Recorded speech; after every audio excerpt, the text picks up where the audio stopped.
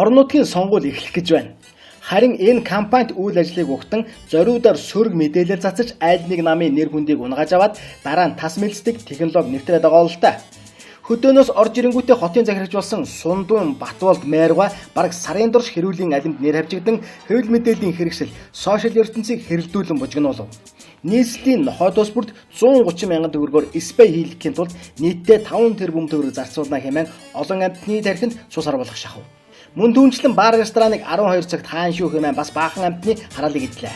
Хэвлэл мэдээллийн хэрэгслүүд сошиал ертөнц тэр чигээрээ энэ сэдвүүдээр оволцсон ардын нам арайчтай бид юу хийчих вэ хэмээн тесэрч байхад мань дарга харин амаа тас хамхин таг дуугүй нам тайван.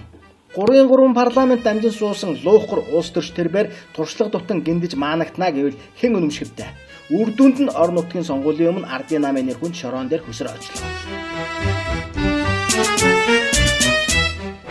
За харин тэгээд зорилго нь биелсэн юм байлгүй гин тухайн Орсын юм шиг хот тогтчорт хог хаягдлын менежментийн хилцсэн менежер аригунаар мэдээлэл хийлгэн нохойд спрал буюу спей тавина гэсэн асуудал байхгүй. Тийм юм огт яригдаагүй. Тэр бол худлаа мэдээлэл байна. Харин тесэргээрээ бид нар нохойг их сайхан энэрэнгүй аргаар амийг нь авч одох аргачлалыг судалж байгаа. Болж игэл Жадран аймгийн Жамуух шиг цус гаргалгүй хороохыг зорж байна гэлээ. Айл дээр хийж байхгүй те энэ хүмүүнлэг мэдгдлээ. Чухам хаанаас тийм мэдээлэл захилж гараад хэн түүнийг өрдөн божигнуулв? Бодхол асуудал.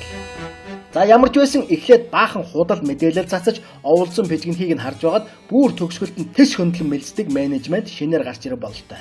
Ардчилсан нам сэхээ аван хөдөлгөөнд орж ирсэн нь энэ биз.